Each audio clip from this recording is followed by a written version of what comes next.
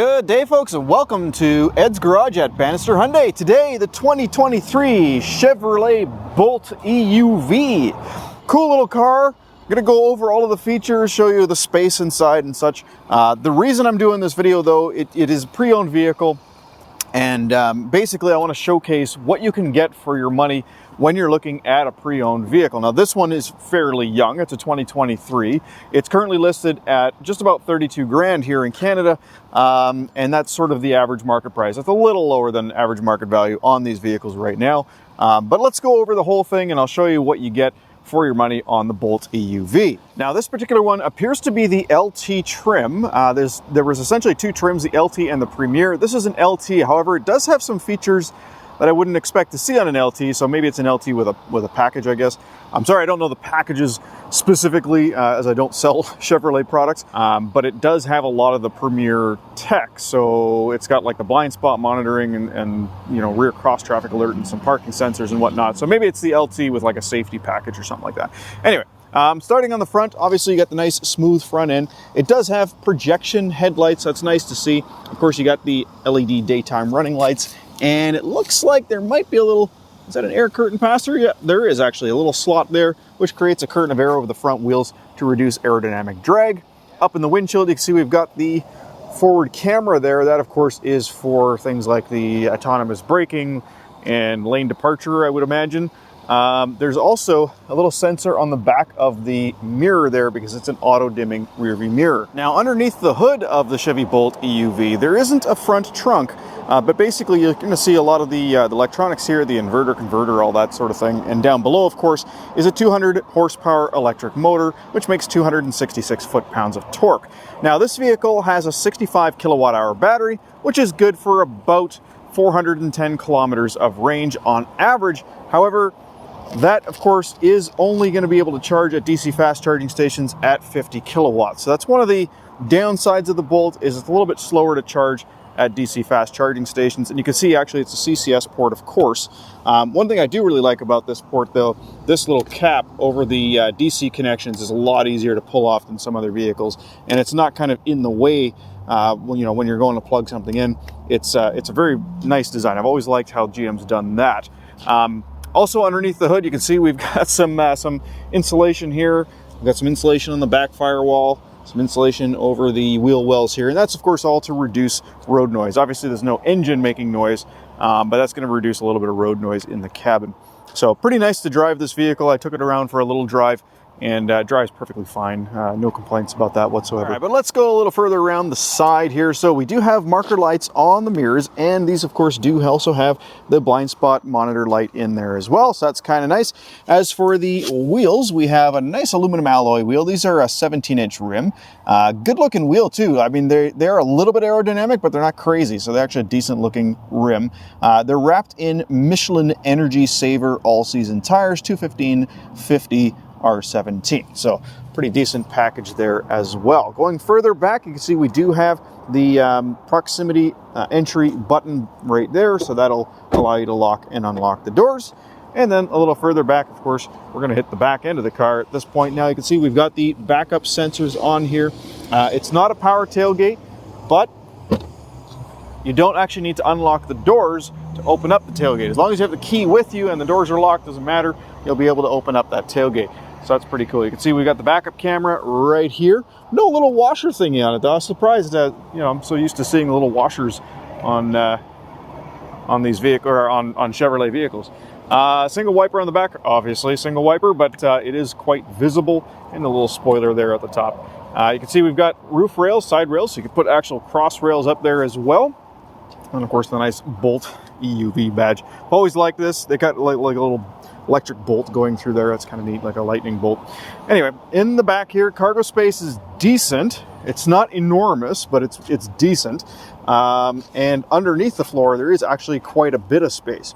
Now, one thing I really like about the Chevrolet Bolt is the charger that it comes with. This charger is actually capable of being used from power anywhere from 120 volts all the way up to 240 volts.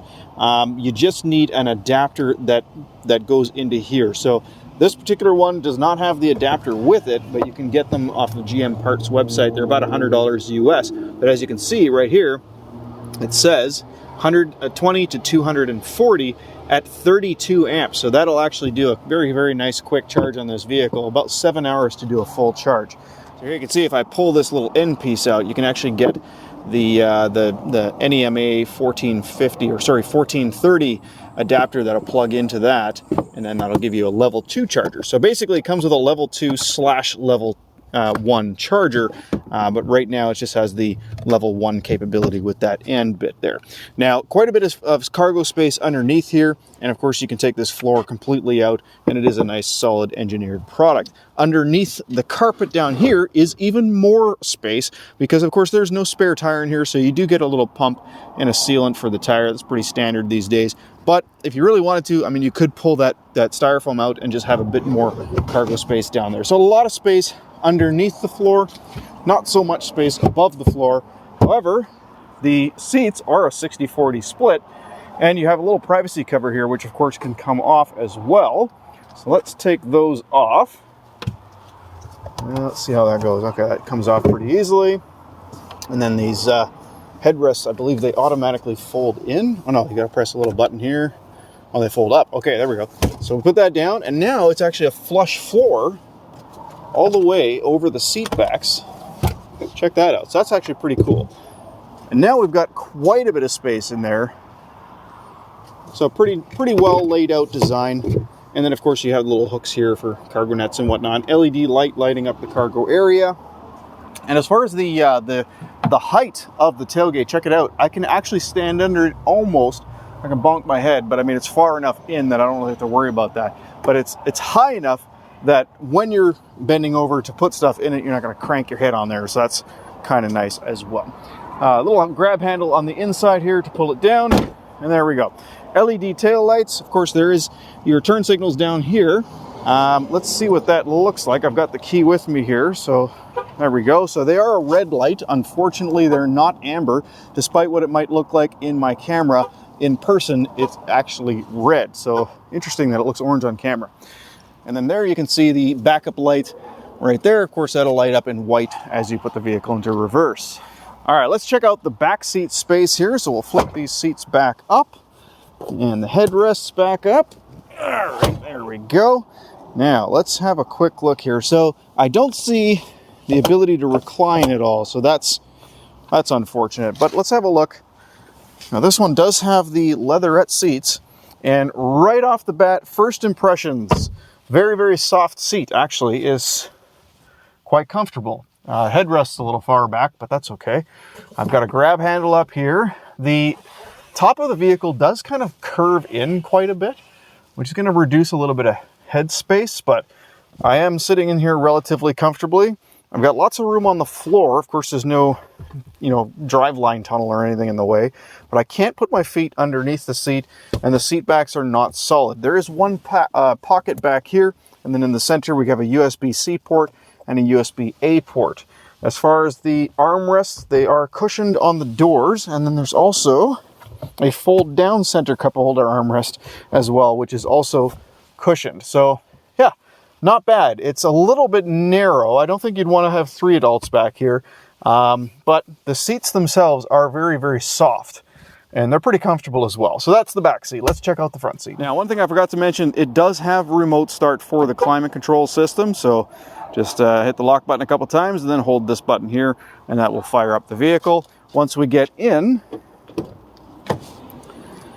the climate control system is turned on, but I do need to now press the start button again to turn the car on. First impression of the front is that this is actually quite a comfortable seat. It's a little narrow, so if you need a wider seat, you may notice that the seat is a bit narrow, but it's got decent bolstering, it's got great lower back support, and as a matter of fact, it's a power seat here. So let's have a quick look at the power seat, and we'll see what sort of manipulation we have on the seat.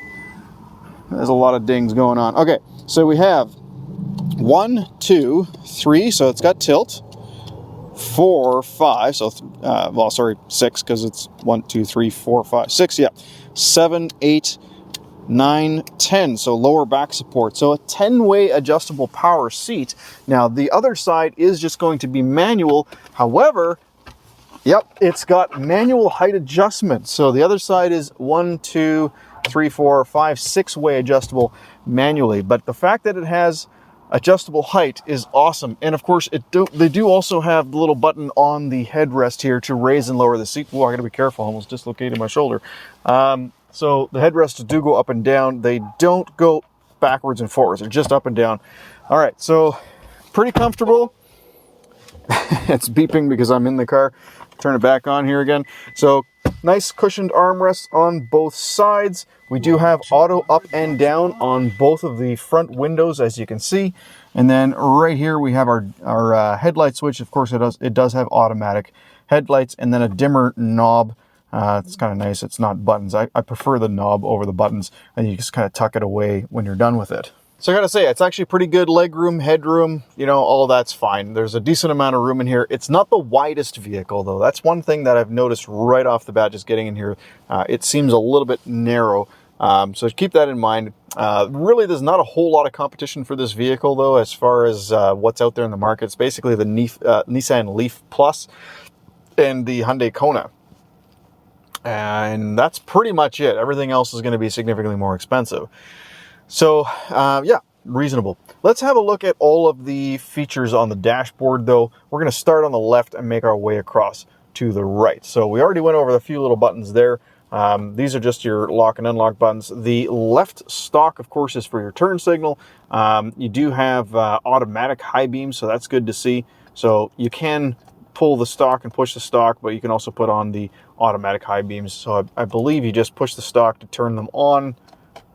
Yeah. So when your headlights are on, push the stalk to turn on the high beams, and then press the auto button to make them auto, I guess. There doesn't seem to be any indicator on the screen that it becomes auto, but that is what that is. So, all right, on the right-hand stalk, of course, you have your windshield wiper washer system. Pretty straightforward. It's just on to turn them on, and then twist the end for the rear wiper. On the steering wheel itself, no paddle on the right-hand side. Well, there's buttons there, which I'll get to in a moment. But there is a paddle on the left-hand side, and that's just for sort of regenerative braking. You can pull that to bring the vehicle to a complete stop and you know, provide maximum regenerative braking. However, this vehicle does have one pedal driving, which I believe, yep, is this guy right here. So that turns on your one pedal driving. So when you press that button, you can see right there in the middle, it says one pedal driving on, and then there's a little icon right down there to indicate that that is turned on. On the left of the steering wheel, we have our cruise control settings here. So you set your speed with this button right here. Let's see, you push this down. Okay, so you press this down to turn it on, press it up for resume. You can hit the button right here, which will actually turn the cruise control system on and off. So to initially set your speed, basically you push that down, and then this one right here cancels your current speed. So it's like hitting the brake. So this turns on cruise control. But the cool thing, I believe anyway, with Chevys is that when cruise control is turned on, it doesn't matter if you shut the car off. Let's try this here. We're going to shut the car off. We'll open the door, close the door, hear the beeps, and we'll turn it back on.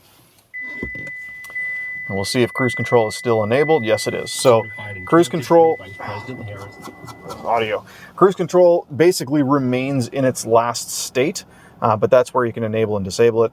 You set your speed by pushing down, resume it by pushing up. Pretty simple. This button right here, that is for your collision alert distance. So you can adjust the distance that it gives you an alert for your collision alert system. On the right-hand side, we have our voice recognition button, our cancel phone call button. So if you get a phone call in and you don't want to answer it, you can press that button to hang up. And then these controls here are for the little center screen. So I am a little annoyed by the fact that they have audio controls right next to controls for the instrument cluster. That's too bad, but yeah, that's essentially what that is. But it is pretty simple because there's not a lot of functionality here. You got a little scroll wheel, left and right, voice recognition, and hang up. This is not a button, that's not a button, that's not a button, that's not a button. So basically it's just these inner ones that are actual buttons.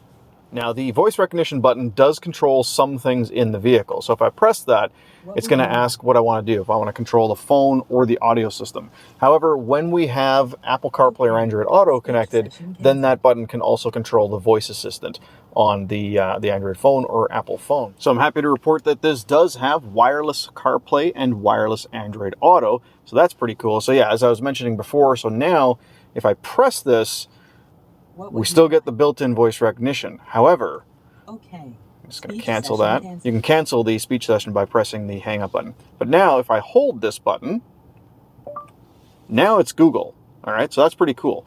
You can see it's actually picking up what I'm saying here. So I'm going to cancel that again by hitting the hang up button there. So that's pretty neat. So you have wireless CarPlay, wireless Android Auto, all controllable from the steering wheel. Awesome. All right, let's look over at the center console. So first off, we do have some center console storage here, a very, very narrow, but very, very deep center console storage. No connectivity or anything in there, just storage. A couple of cup holders. I don't see the little adjusters though. So if your cup is not the right size, tough luck, I guess.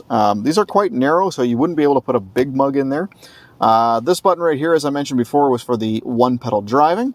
Now, to put the vehicle into drive or reverse, you need to lift these buttons with your foot on the brake. So if I pull it right now, it's not going to do anything.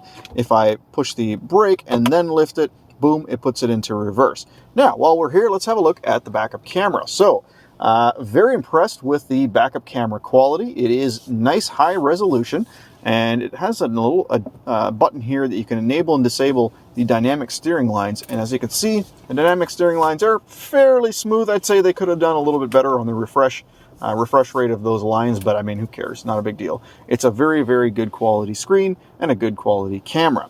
And then, of course, if I want to put it into drive now, I press that, and the camera will stay on for a bit. But I'm going to go ahead and press P for park.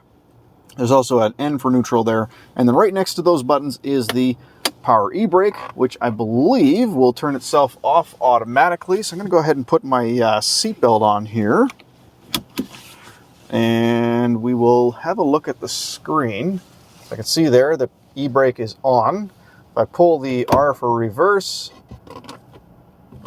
Okay, so it didn't turn it off right away. I had to actually press the accelerator a little tiny bit, and then the e-brake immediately turned itself off.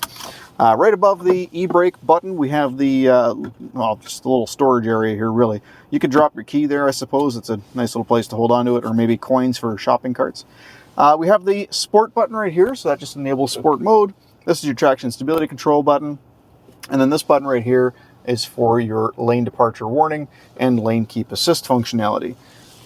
Ahead of that is a wireless charging pad for the cell phone, and then above that we have a USB-C port which connects directly to the screen, as does this USB-A port. And then there's an SD card reader right there for the old style SD cards.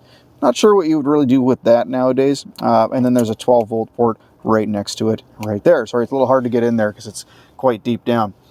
All right, above that we have our climate control. It does have automatic climate control, which is nice, but it is only single zone. Keep that in mind. So you can see we've got our temperature here. I did find this a tiny bit confusing to find the exact spot to actually raise and lower, but now that I've stared at it for more than 1 second glance, it's actually pretty simple. Excuse me, it's actually pretty simple. Right here is your heated and ventilated seat for the driver's side, and on the passenger side, heated and ventilated seats. So very nice to see ventilated seats on the LT trim. Now, I think that's probably part of that package, because this, from what I understand, this is not a premier trim. So 3 levels of seat heat and 3 levels of seat ventilation. And here's our climate control, temperature, fan speed. This is a dummy button that does nothing. And it has a heated steering wheel. Now, I turned that on because I wanted to see what parts of the steering wheel were actually heated up. And I wish I could give you better news here, but this is boiling hot. This is slightly warm to pretty much cold. And then the bottom, cold, cold, cold, cold. Slightly warm, but it's also in the sun. It looks like the only part of this steering wheel that's heated is right here. That's really unfortunate. All right, and then right above those buttons, we have the auto button for the automatic climate control, AC, heat, pretty straightforward. If I hit the climate button here, that brings up the climate information up on the screen, and from here you can actually control things as well. So this is now the climate control section, which would take over this. Basically it just mimics it, but yeah, you can either hit buttons on the screen or just down here. Front defrost, rear defrost, and of course recirculate. I don't believe it has any sort of automatic recirculate, but that's where you'll find your recirculate button. All right, skipping the screen for the moment, we're going to go all the way back up to the, not back up, but up to the rear view mirror. So as I mentioned, auto dimming rear view mirror.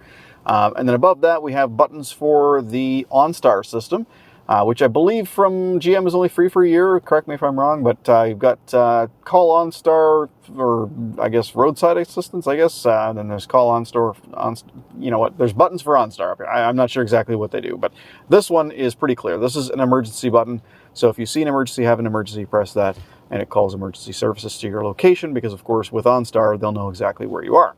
We have lighting here for the airbag system, just to indicate whether or not the airbag is turned on. And there's a light there for the passenger. This is all passenger airbag, but that's for the passenger seat belt. And then individual map lights, and then all the lights in the interior on, all the lights in the interior on when the doors are open, or all the interior lights off. As for the visors, happy to report they do both slide and they both have mirrors. They do not, however, have lights. So it's just mirrors and sliding visors. And then last thing before the infotainment system is the instrument cluster system. So I'm going to go ahead and push this steering wheel back a little bit, because it is a tilt and telescopic steering wheel, and that'll give us a little bit of a better view of this instrument cluster. So let's go over the different things you can see here. So first off, what's on the screen? Well, on the left-hand side, we have our expected range of 364 kilometers at the moment, just based on where the battery level is, which is not completely full, but I think it's about 90% or so.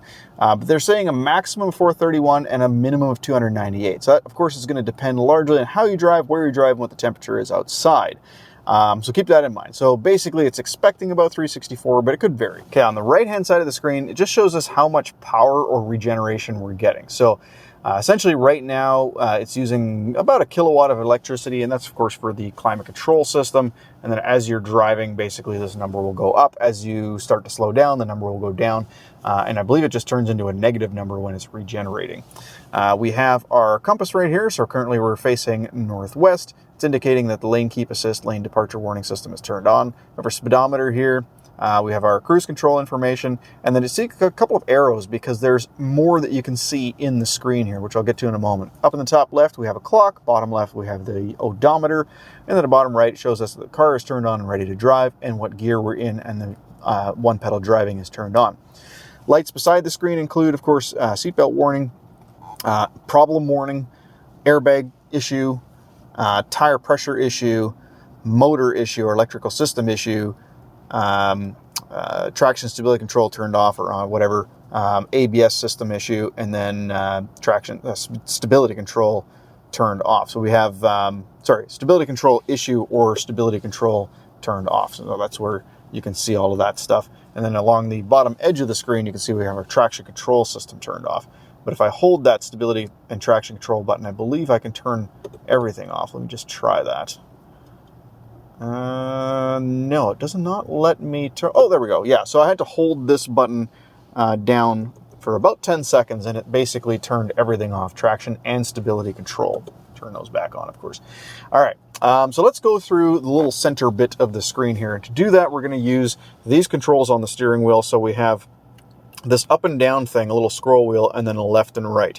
So if I hit the left button, so that's this one here, it brings up sort of this menu, which then I can use the scroll wheel to go through. I'm going to start at the very top, which is sort of the information menu. So we're going to keep it on that, and we're going to then just scroll down, and boom. So we have our trip computer, and you'll notice I can reset this now by holding that scroll wheel. So this basically is like an OK button. If you're not scrolling up or down, you can hold it or press it for like an OK button or reset button. If I scroll down once, we can see here our average speed was 43.6 kilometers. We'll just change that or we'll reset that by holding that scroll wheel.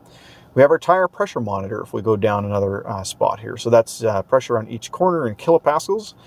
We can scroll down and see a timer here. We can start the timer and reset it. It's basically Yeah, it's literally exactly what you think it is, just a timer. Scroll down again, we have our driver assistance screen. So this is just going to show you what the car is seeing around it.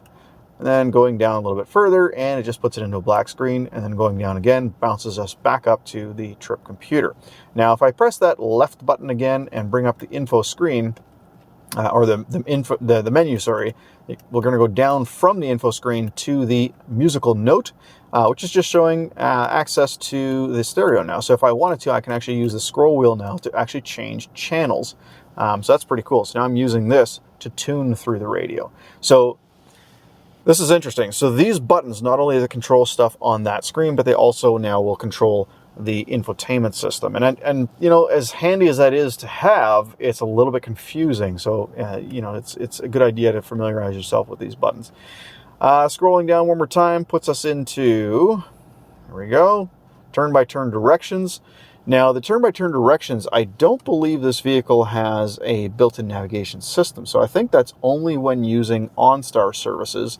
I don't know that that will work with Apple CarPlay or Android Auto, but I could be wrong. So I'm going to quickly just put an address in and see if it does that. Let me just have a quick look here. So we'll start.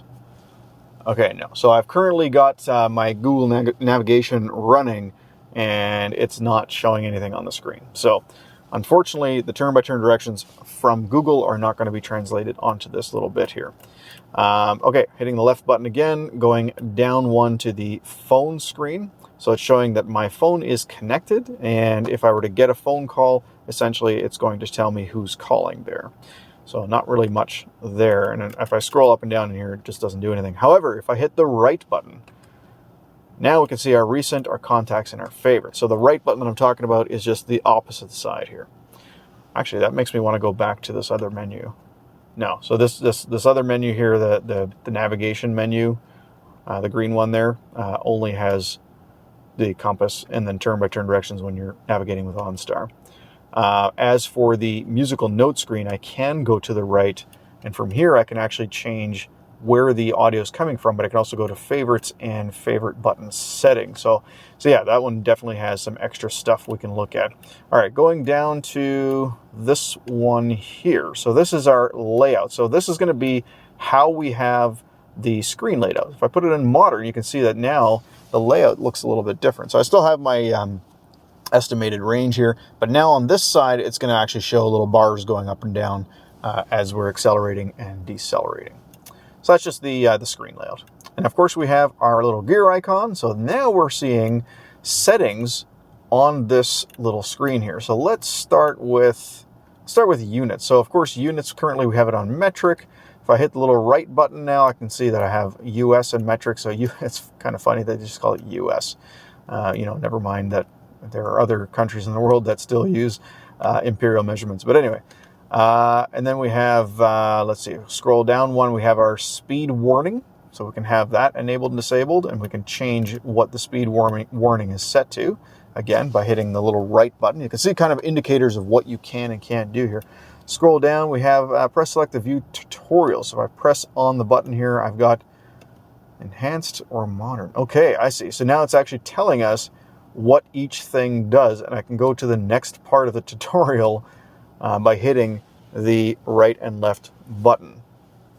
Very interesting. So a tutorial right on the screen. I wonder if it lets you do that while you're driving. I'm guessing probably not. And then if I press that scroll wheel button again, it just takes us out of there. So we're going to back out of there, scroll down again here. So press select to view open source software. Interesting. Okay, so yeah, this is access to open source software. Now, if you're wondering what open source software means, that is essentially software that's designed and written by people other than Chevrolet or the company that Chevrolet uses for their infotainment and instrument cluster software system. All right, let's back out of here.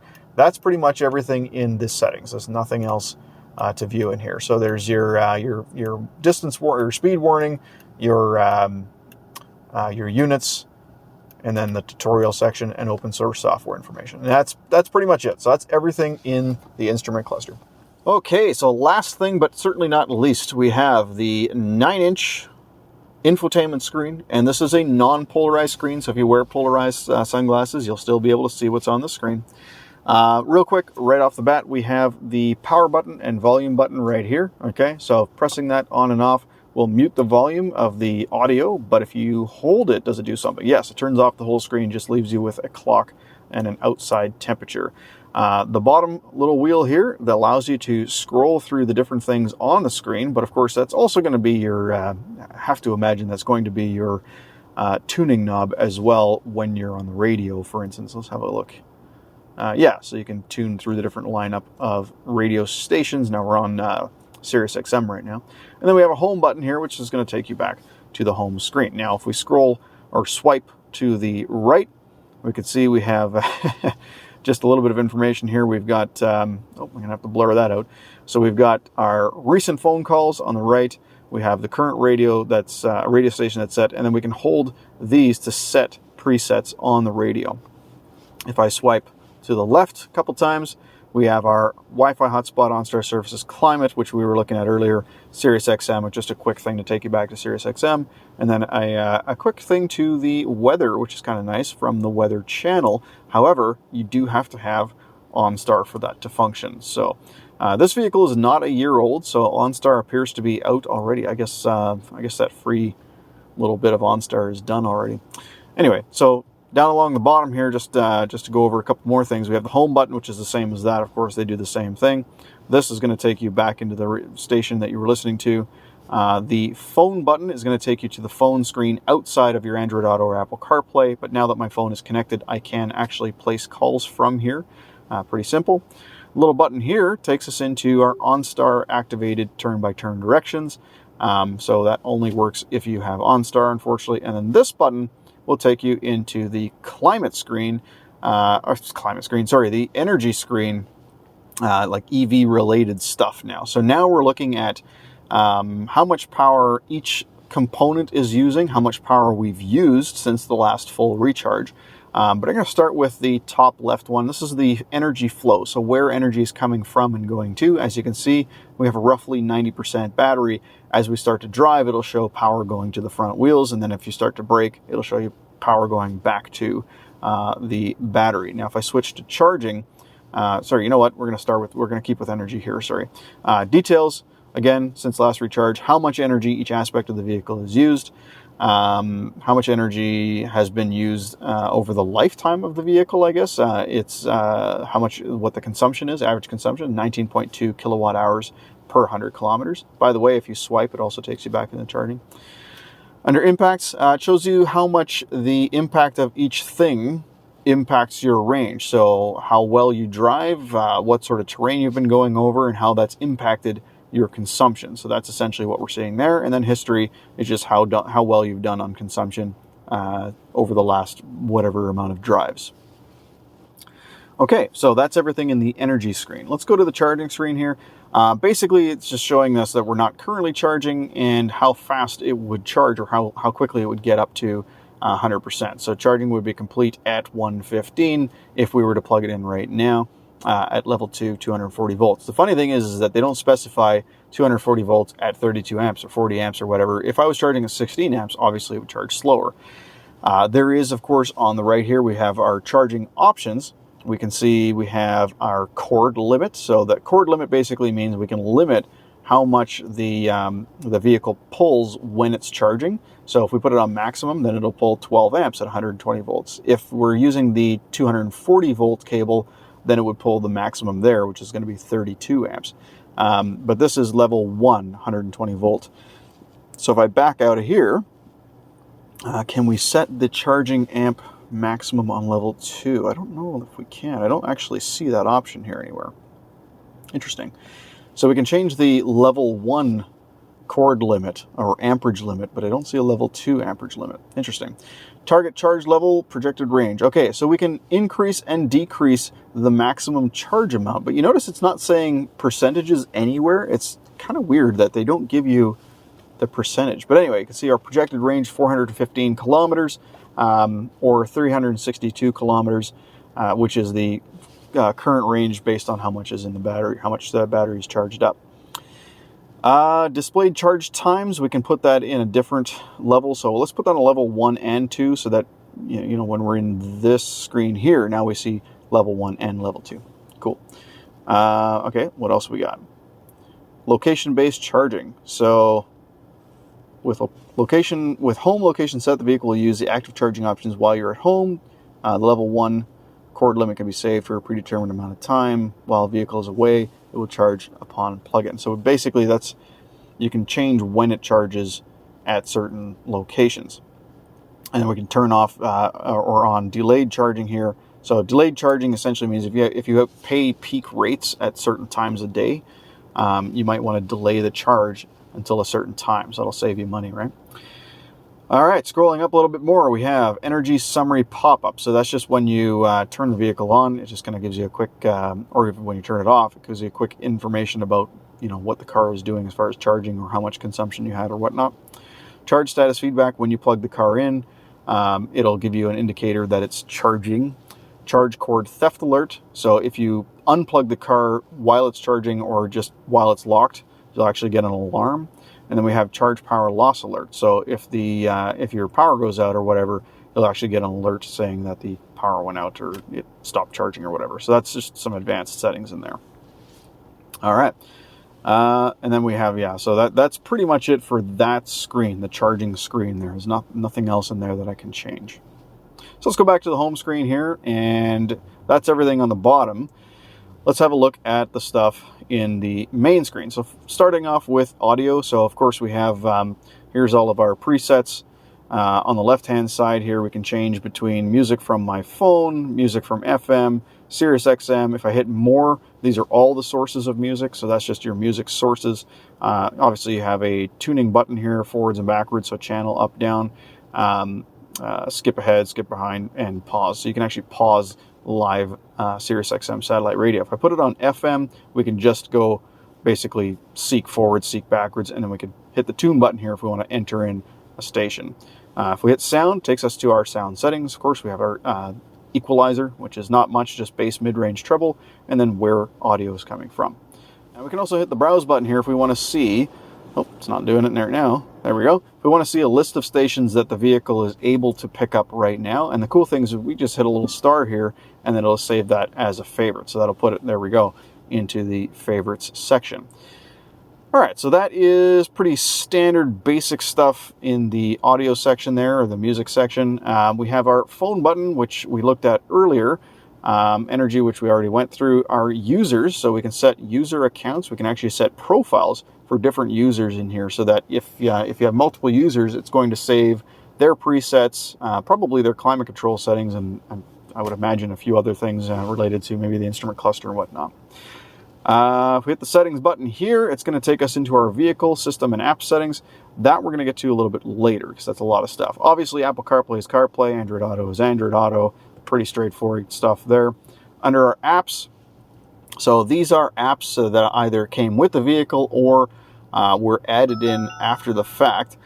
So we have Alexa services, which is kind of cool. So we can actually add Alexa right into the car, and that's a free service. You can see if Spotify is free. These need to be added in, though. They're not currently installed. It's interesting. We have Maps General. What's that? Yeah, let's install that. So it looks like we might actually be able to add Google Maps. You have no data remaining on your data plan. Oh, I see. So we'd actually have to have a data plan here. Purchase additional data or go to the Wi-Fi networks list. Oh, I see. Cool. So we can actually connect this to the... I don't really care if you guys know what our password is, because that's a guest account anyway, but there we go. So we can connect to a Wi-Fi network and download apps directly onto the vehicle. That's pretty neat. Okay, I wonder if I can do that now.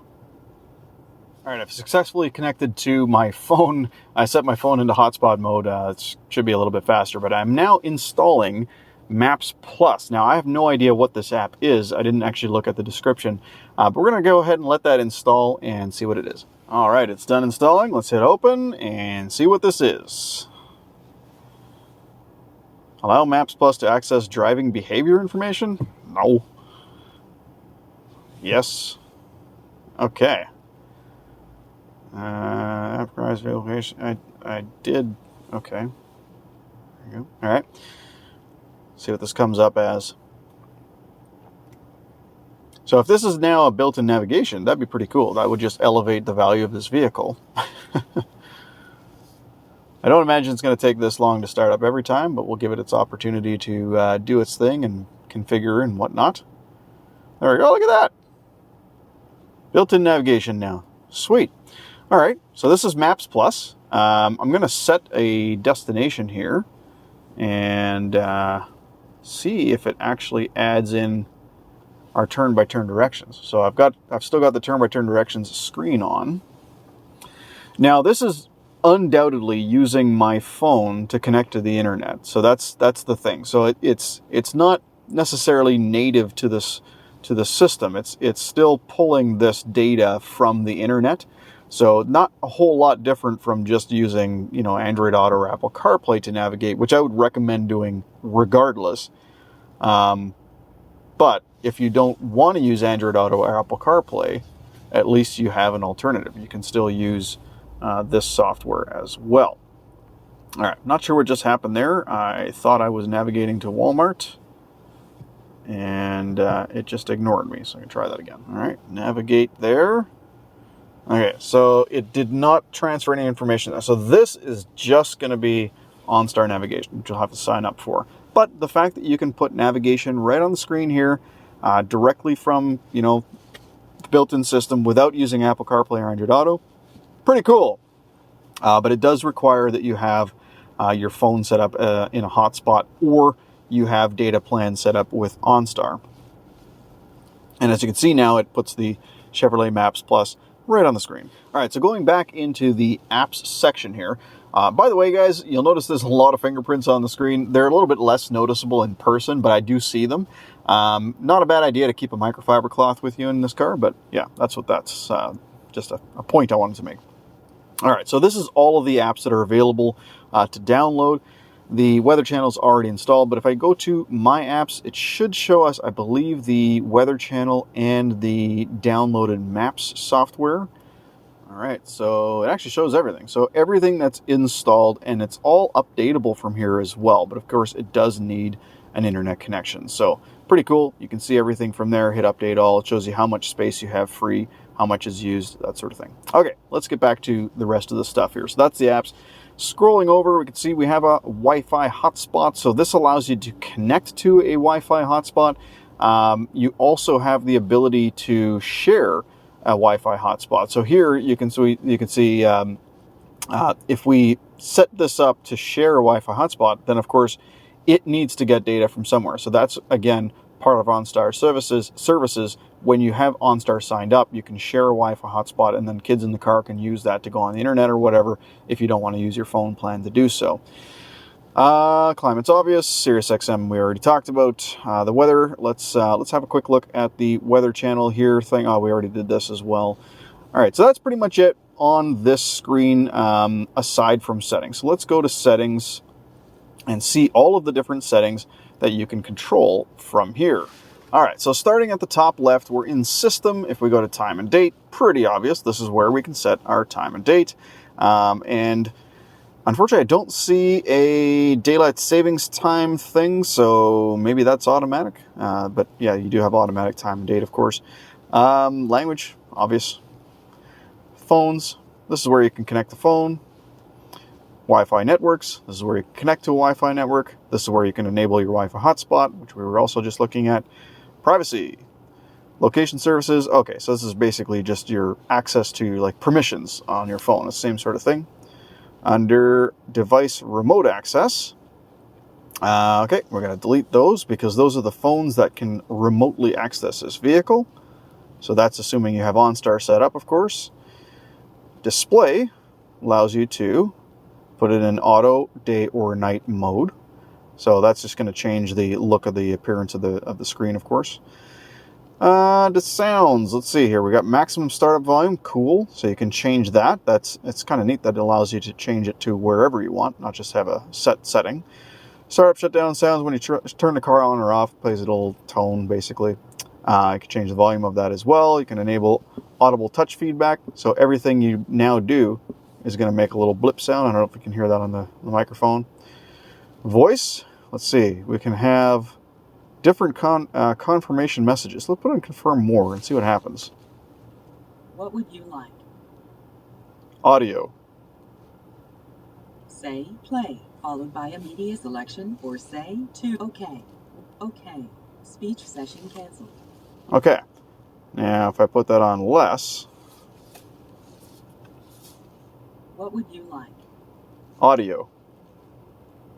Say play, followed by a media selection, or say to, followed by a... Seems the same to me. Okay, I'm not sure what that is going to change necessarily, but confirm more or less controls how often the voice recognition system asks you to confirm commands. Selecting confirm more may improve voice recognition system accuracy. Well, there you go. That's what it is. Prompt length. Prompt length determines the style of this used by the speech recognition system when you interact with it. Okay, maybe that's what I should have done, is put that on short. Anyway, audio feedback speed.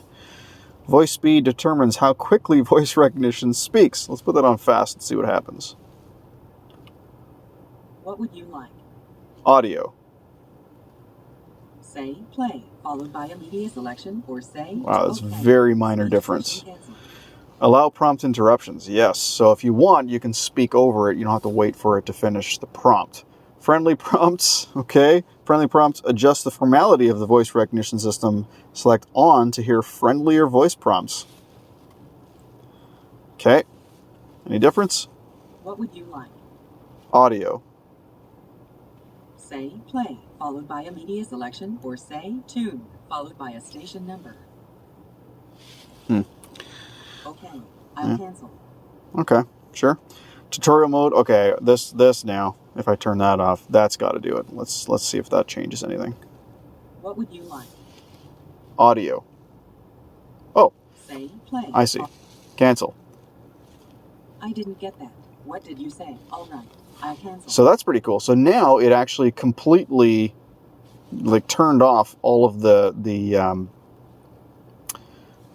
on-screen tutorial information. So we're going to turn that back on now. All right, so that's what changed there. Okay, let's back out of voice. We have favorites, manage favorites. Let's see what's in favorites here. Okay, that's just your radio favorites. Pretty cool, easy. Here's where I can do updates, preferences, downloading updates in the background.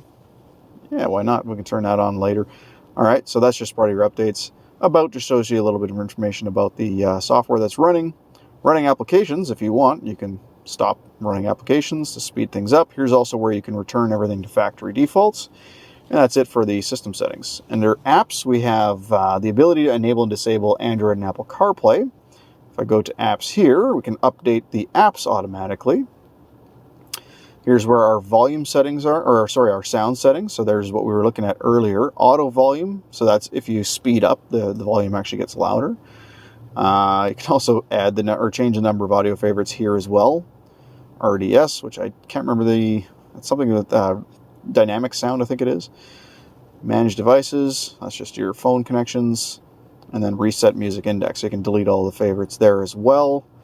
Under climate, cool. So this is your automatic climate control, automatic settings now. So we have fan speed automatically, or obviously it's part of auto, but you can change how fast the fan adjusts.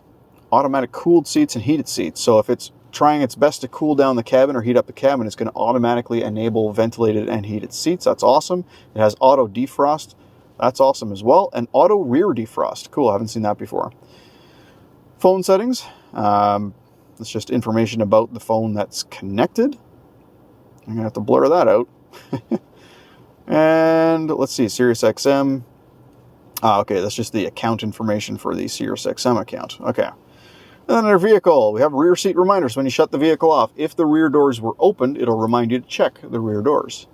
Climate and air quality. Again, same thing that we were just looking at. Collision detection. All right, so alert and brake on forward collision. We can enable that or just put it on alert. Front pedestrian detection, that's built in as well. We have lane change alert, parking assist, rear camera park assist symbols, and rear cross traffic alert. So if a car pedestrian is passing behind you, you'll get that cross traffic alert system. Parking assist is just literally the beeping on the back, or when you're backing up. The rear camera park assist symbols is the moving lines that you can enable and disable right from that screen. And lane change alert, so that's if you're going to change lanes and there's a car in your blind spot, I guess, or there's one going to be one, it'll pick that up. Comfort and convenience, change the chime volume, and we also have auto rear wiper when you put the vehicle into reverse. Lighting, we can have exterior lighting turn or stay on for, let's do that for 30 seconds actually. So when you shut the car off, the exterior lights will stay on for 30 seconds. Vehicle locator lights just means that they'll flash when you hit the unlock button or lock button. Power door locks, we can enable auto door unlock for all the doors or just the driver's door. So when you push that button on the door, it can unlock just one thing or everything. Delayed door lock, that's interesting. So basically, delayed door lock will lock the vehicle a short time after all the doors are closed. So you can have it automatically lock the doors. And then you have open door anti-lockout, prevents the vehicle from being locked while the door is open. That should be on. That's a good feature, actually. And you can't really lock the car, the keys in the car anyway, but that's still a good feature to leave turned on. Okay, so then we have Teen Driver. Allows you to assign keys with customizable restrictions. So if you have 2 keys, one of those keys can be assigned to a teen and restrict the vehicle's capabilities. So that's pretty cool. And then valet mode, basically put the vehicle into valet mode, which also restricts access to the vehicle's information, like information on the screen, phone information, that sort of thing. Cool. All right, and that's pretty much everything in the settings screen. And that's pretty much it. I tried to make this as comprehensive as possible, even though I don't sell Chevrolet vehicles. I'm fairly familiar with them, owning a few in the past. As a matter of fact, one of our previous vehicles was an electric Chevy Spark, so there were some similarities, but it was much older than this one. So in any event, I hope this video still helped you out in some way. And if it did, please consider liking and subscribing to the video, or to the channel, sorry. And make a comment below if you have any suggestions for future videos. Also, if you're looking to save some money, I've got a bunch of cool affiliate links in the description, so check that out. A new one that I just signed up with, AMZ Chef, 30% discount using my discount code EdsGarage. Check out the description for that. That is juicers, cooktops, water heaters, things like that. Again, thank you so much for watching. Have a great day.